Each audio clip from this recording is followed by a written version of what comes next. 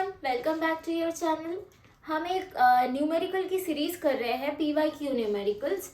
CBSE के जो previous year numericals आए हैं उसका सीरीज कर रहे हैं। पहले 2 वीडियो ऑलरेडी अपलोडेड हो चुके हैं। करंट इलेक्ट्रिसिटी का 2 वीडियो अपलोड हो चुके हैं। आज हम moving charges and magnetism chapters का कुछ न्यूमेरिकल डिस्कस करने वाले हैं। पहला जो न्यूमेरिकल हम डिस्कस करेंगे वो अभी स्क्रीन पे दिखाया जाएगा। अब वीडियो को पॉज करके वो न्यूमेरिकल अच्छे से पढ़ लेना, उसके बाद हम बैक करते हैं।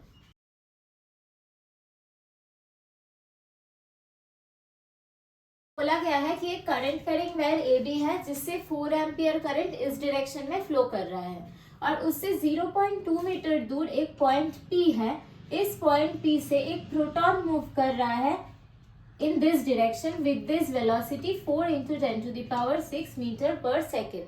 ये जो प्रोटॉन है इसको कितना फोर्स एक्सपीरियंस होगा।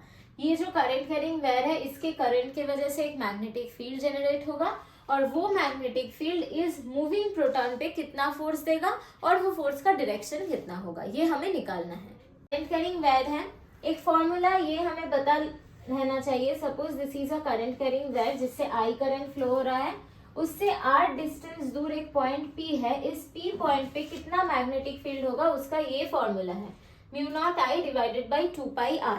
और मैग्नेटिक फील्ड एक वेक्टर क्वांटिटी है तो हमें मैग्नेटिक फील्ड का डायरेक्शन भी निकालना है। ओके, सो मैग्नेटिक फील्ड का डायरेक्शन निकालने के लिए जो फॉर्मूला हम यूज करते हैं वो है राइट हैंड थंब रूल। अपने राइट हैंड के थंब को करंट के डायरेक्शन में आपको प्लेस करना है तो आप देख पाओगे बाकी फिंगर्स किस तरफ जा रहे हैं। अगर इस करंट के डायरेक्शन में मैं अपना राइट हैंड के थंब को प्लेस करती हूँ तो बाकी के फिंगर्स इनसाइड द बोर्ड जा रहा है, राइट।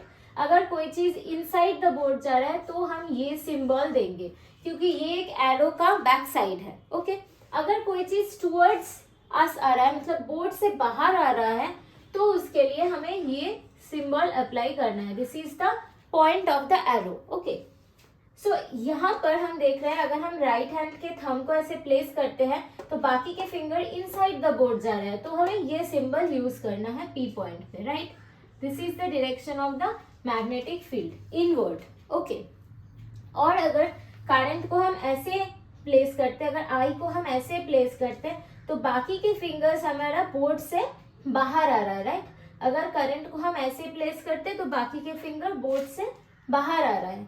इस तरफ अगर ये एक पॉइंट ले लेते हैं Q पॉइंट और पूछे Q पॉइंट में मैग्नेटिक फील्ड का डायरेक्शन क्या होगा due to this current carrying wire, तो इस करंट कैरिंग वायर के अलावा हमें अपना थंब को प्लेस करना है और Q से देखो बाकी फिंगर्स बाहर की तरफ आ रहे हैं तो this will be the direction of the magnetic field eight Q point. Okay, I hope आपका क्लियर है। अभी इसके लिए देखना है हमारे प्रॉब्लम के लिए। हमारे प्रॉब्लम में करंट का वैल्यू दिया गया है 4 एम्पियर और ये वाला जो डिस्टेंस है R उसका वैल्यू है 0.2 metre. Okay, so magnetic field का जो वैल्यू होगा at P point that will be μ0I के जगह पर 4 लिखेंगे और 2πr के जगह 0.2 मीटर।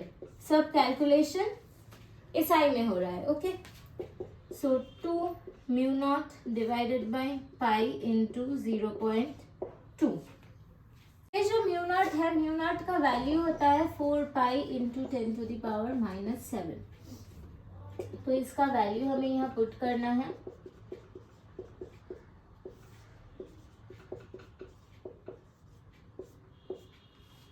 ओके,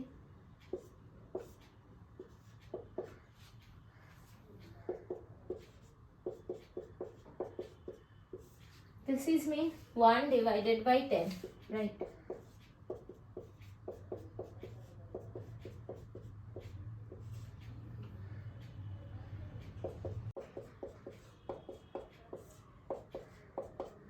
ये -1 ऊपर जाएगा तो ये प्लस हो जाएगा। So this is 4 into 10 to the power -7 plus 1 that is equals to 4 into 10 to the power -6। Magnetic field का SI में यूनिट होता है टेस्ला। ओके, हो गया। ये मिल गया हमें इस पॉइंट में मैग्नेटिक फील्ड का वैल्यू। डायरेक्शन लेना है, यहाँ पर अगर थंब को प्लेस करेंगे तो ये इनसाइड जा रहा है तो डायरेक्शन ये आ जाता है, ठीक है। अब ये है हमारा प्रोटॉन का वेलोसिटी का डायरेक्शन। कोई मूविंग चार्ज पार्टिकल अगर मैग्नेटिक फील्ड में प्रेजेंट हो तो उसको फोर्स एक्सपीरियंस होता है, और उस फोर्स को कहते हैं हम लॉरेंस फोर्स का जो मैग्नेटिक पार्ट है वो, that is force experienced by a moving charge due to magnetic field is equals to Q V cross B. Okay, तो इसका जो मैग्नीट्यूड होगा वो होगा Q V B sine theta, where theta is the angle between velocity of the charge and the magnetic field, और q होता है charge का मैग्नीट्यूड। तो यहाँ पर हमारा चार्ज है प्रोटॉन, इसका चार्ज का मैग्नीट्यूड है 1.6 into 10 to the power minus 19, ये q का वैल्यू है। ये है वेलोसिटी का value, that is 4 into 10 to the power 6। Magnetic field का वैल्यू कितना है? मैग्नेटिक फील्ड का वैल्यू है वो 4 into 10 to the power minus 6 sine theta. Theta कितना होगा? मतलब मैग्नेटिक फील्ड और वेलोसिटी के बीच में angle. Magnetic field inside the plane जा रहा है और जो वेलोसिटी है वो नीचे की तरफ आ रहा है, मतलब मैग्नेटिक फील्ड इस तरफ, वेलोसिटी इस तरफ, ये है डायरेक्शन, राइट।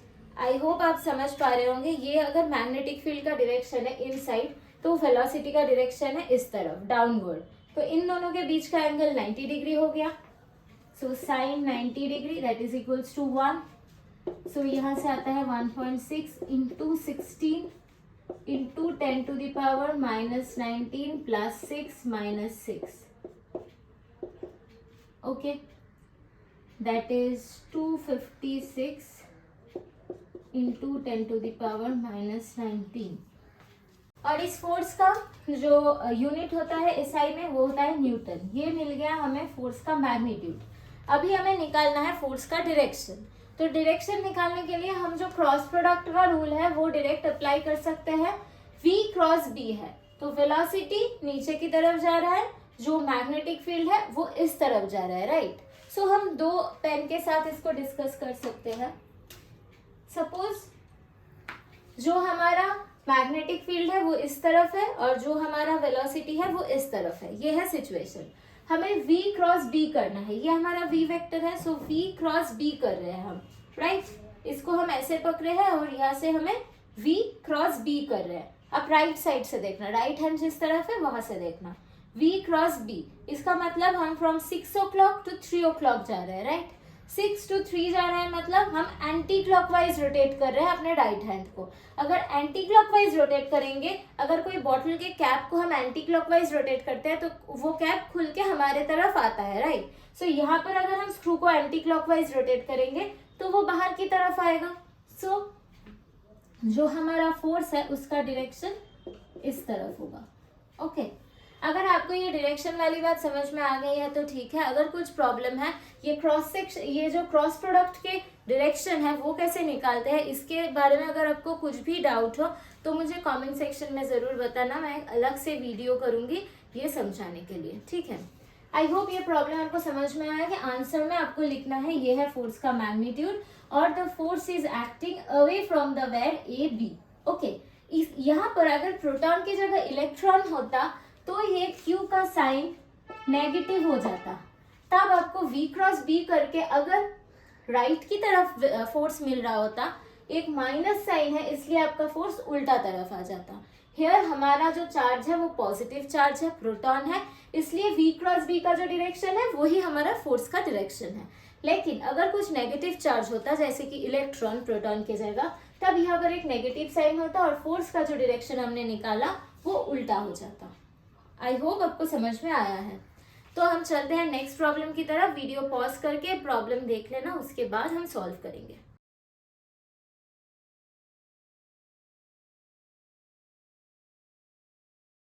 ये हमारा सेकंड प्रॉब्लम है। एक सर्कल है 4 सेंटीमीटर का और एक सेमी सर्कल है 12 सेंटीमीटर का, जिन दोनों का सेंटर है O, और इस सेंटर में कितना मैग्नेटिक फील्ड है due to the entire system, वो हमें निकालना है।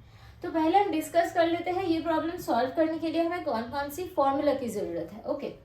फर्स्ट फॉर्मूला, एक अगर करंट कैरिंग सर्कुलर लूप हो और उसका रेडियस r हो तो ये करंट कैरिंग लूप की वजह से उसका सेंटर में मैग्नेटिक फील्ड जो होगा उसका वैल्यू ये होगा।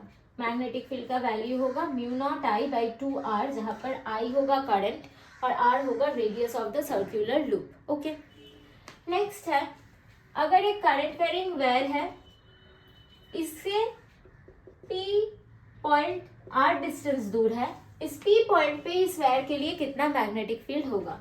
तो हम इस P पॉइंट को अगर एक एंड के साथ ज्वाइन करते हैं, ये एंगल होता है अल्फा, दूसरे एंगल के साथ ज्वाइन करते हैं तो ये एंगल होता है बीटा। तो due to this current carrying wire the magnetic field at P will be equal to mu naught I by 4 pi R into sine alpha plus sine beta. Okay, R होता है इस P point से wire का distance, sine alpha होता है इस P point से एक एंड का एंगल, बीटा होता है P पॉइंट से दूसरा एंड का एंगल, और I होता है करंट कैरिंग वायर से जितना करंट जा रहा है वो। ठीक है, अब इन दोनों का तो मैग्नेटिक फील्ड का मैग्नीट्यूड मैंने बता लिया, अभी डायरेक्शन है। अगर हम राइट हैंड के सारे फिंगर्स को according to the current curl करेंगे तो हमारा थंब जिस डायरेक्शन पे जाएगा वही होगा मैग्नेटिक फील्ड का डायरेक्शन। तो यहाँ पर अकॉर्डिंग टू द करंट जब हम इसको कर्ल कर रहे हैं, हमारा थंब आउटवर्ड द बोर्ड आ रहा है, तो इसके लिए डायरेक्शन होगा ये वाला, आउटवर्ड द बोर्ड। ओके, इस पॉइंट पे अगर हम थंब को करंट की तरफ करेंगे तो बाकी फिंगर्स इस तरफ जाएगा, वो होगा हमारा मैग्नेटिक फील्ड। सो थंब को करंट की तरफ किया, बाकी फिंगर्स इनसाइड जा रहा है, तो यहाँ पर हमारा मैग्नेटिक फील्ड होगा this one. Okay, I hope this is clear. अब देखो सर्कल के लिए कैसे निकालते हैं, हमें मिल गया। सेमी सर्कल के लिए क्या करें, एक सर्कल जो है वो 2 पाई एंगल से बनता है, राइट।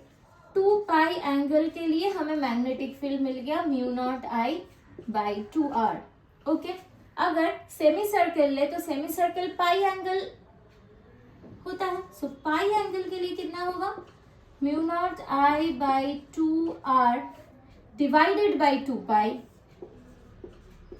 Into pi. सो ये पाई पाई कैंसिल आउट हो जाएगा, mu naught I divided by 2R divided by 2, right. So mu naught I divided by 2R into this is 2 by 1, reciprocate कर लेंगे, रेसिप्रोकल हो जाएगा इसका, this is that is mu naught I by 4R for this semi circle. Okay, तो अभी हम देखते हैं, ये सेमी सर्कल के लिए हमें फॉर्मूला मिल गया, राइट। फॉर सेमी सर्कल के लिए सेंटर पे कितना मैग्नेटिक फील्ड आता है वो फॉर्मूला हमें आ गया, 3 फॉर्मूला मुझे मिल गया। अब इस प्रॉब्लम की तरफ चलते हैं। तो पहले सर्कल के लिए देख लेते हैं। सर्कल के लिए अगर ऐसे जा रहा है हमारा करंट, बाकी सारे फिंगर्स को हम करंट की तरफ कर्ल करेंगे तो हमारा थंब इनसाइड जा रहा है, right, cross. So for circle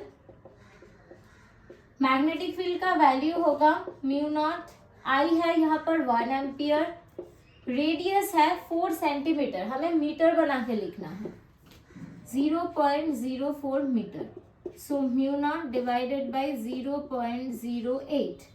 okay, आ गया, ये आ गया हमारा सर्कल के लिए, और ये डायरेक्शन इनसाइड है तो इसको हम इसे क्रॉस सिंबल दे दिए। अब हमें सेमी सर्कल के लिए देखना है मैग्नेटिक फील्ड। सेमी सर्कल के लिए फॉर्मूला होता है mu naught I by 4R। I क्या है इसके लिए 2 एम्पियर, और R जो है रेडियस 12 सेंटीमीटर, सो 0.12 मीटर। ओके, सो यहाँ पर आ जाएगा म्यू नॉट डिवाइडेड बाई 0.24। इसका डायरेक्शन क्या होगा, करंट की तरफ बाकी फिंगर्स को कर्ल करते हैं तो हमारा थंब आउटवर्ड आता है। ओके, हो गया। अब बाकी है ये 2 पोर्शन, तो इन दोनों के लिए एक चीज ध्यान से देखना। सपोज ये हमारा एक करंट कैरिंग वायर है, ठीक है। अगर इससे I करंट फ्लो हो रहा है और इसको हम एक्सटेंड करके एक पॉइंट P ले रहे हैं, ओके। इसके साथ इसका डिस्टेंस सपोज है x, ओके, ये वाला डिस्टेंस x है। तो अगर हमें यहाँ पर ये वाला फॉर्मूला अप्लाई करना है तो हम क्या लिख सकते हैं, mu naught I divided by 4 pi x sign alpha plus sine beta. Alpha beta का वैल्यू हमें देखना है। अल्फा बीटा का वैल्यू हमें कैसे मिल रहा था, P से जो हमारा करंट कैरिंग कंडक्टर है उसका एक एंड को कनेक्ट करते हैं तो अल्फा मिलता है x के साथ, और P से दूसरे एंड को कनेक्ट करते हैं तो जो एंगल मिलता है ये R के साथ वो होता है हमारा बीटा। तो यहाँ पर तो हमारा हम x लिए थे, R लेते हैं तो आपको आसानी होगी। ओके, अब P एंड को अगर हम इसके साथ कनेक्ट करेंगे, ये वाला एंड के साथ, तो ये ही होगा। और ये R के साथ कितना एंगल कर रहा है, 0 डिग्री, सेम ही लाइन है। अगर P को हम इस एंड के साथ भी कनेक्ट करेंगे तो ये भी R के साथ कितना एंगल करेगा, 0 डिग्री, क्योंकि लाइन सेम है। और हमें पता है साइन 0 का वैल्यू 0 होता है, तो हमें मैग्नेटिक फील्ड 0 आएगा। एक चीज ध्यान रखना फ्रॉम दिस, अगर कोई करंट कैरिंग वायर हो और उसके ही लाइन पे कोई पॉइंट हो, उस पॉइंट पे करंट कैरिंग वायर का कोई मैग्नेटिक फील्ड नहीं होता। सपोज हम करंट कैरिंग वायर ऐसे ले रहे हैं और इसके ही एक पॉइंट, इसको ही एक्सटेंड करके एक पॉइंट P ले रहे हैं, तो इस पॉइंट पे इस वायर के लिए कोई मैग्नेटिक फील्ड नहीं होगा। सिमिलरली इस तरफ भी एक्सटेंड करेंगे, सेम बात। अगर वायर को हम ऐसे ले रहे हैं और इस तरफ एक्सटेंड कर रहे हैं, फिर भी सेम बात। फॉर दिस वायर इस पॉइंट पे कोई मैग्नेटिक फील्ड नहीं होता। दैट्स वाई ये वाला जो करंट है इसको एक्सटेंड करके ये 0 पॉइंट आता है, और ये वाला जो वायर है इसको एक्सटेंड करके ये 0 पॉइंट आता है। तो इन दोनों का मैग्नेटिक फील्ड इस पॉइंट पे 0 है, कोई कंट्रीब्यूशन नहीं है, इसलिए हम कंसिडर नहीं कर रहे हैं। ओके, सिर्फ ये दो मैग्नेटिक फील्ड कंसिडर कर रहे हैं, वो भी ये दो ऑपोजिटली डायरेक्टेड है, एक इनसाइड जा रहा है, एक आउटसाइड जा रहा है, right. Which one is greater, जो ग्रेटर है उससे जो लेसर है उसको हमें सब्सट्रैक्ट करना है। इसको हम बी प्राइम लिख रहे हैं, इसको डी लिख रहे हैं। ये वाला क्लोज है तो इसका असर ज्यादा होना है, इसलिए हमें बी प्राइम से बी माइनस करना है। ओके, बी प्राइम से अगर बी माइनस करेंगे तो हमें ये मिल जाएगा, यूनिट टेस्ला होगा। ये जो म्यू नॉट है इस पे 4 पाई इंटू 10⁻⁻7 पुट कर देना है। और एक चीज, डी नेट का डायरेक्शन कौन सा होगा, जो बड़ा है उससे हमने छोटे को मल्टीप्लाई किया है, तो बी प्राइम जो बड़ा था वो किस डायरेक्शन पे था, इनवर्ड था, तो अल्टीमेटली जो नेट मैग्नेटिक फील्ड आया है उसका डायरेक्शन होगा इनवर्ड। आई होप आपको ये प्रॉब्लम समझ में आया होगा। बहुत जल्दी भी कर सकते थे इसको, लेकिन मैंने डिटेल में किया ताकि इस तरह का और भी कोई प्रॉब्लम आए तो आप वो अटेम्प्ट कर सको। आई होप अगर आपको ये सीरीज काम की लग रही है, अगर ये काम की लग रही है, आपको हेल्प हो रहा है, तो अपने दोस्तों के साथ शेयर कीजिए और कमेंट कीजिए मुझे, ताकि मुझे ये सीरीज और भी सारे टॉपिक्स कवर करने की मोटिवेशन मिलता रहे। अगर चैनल पे न्यू है तो please like share and subscribe the channel. मिलते हैं नेक्स्ट वीडियो पे।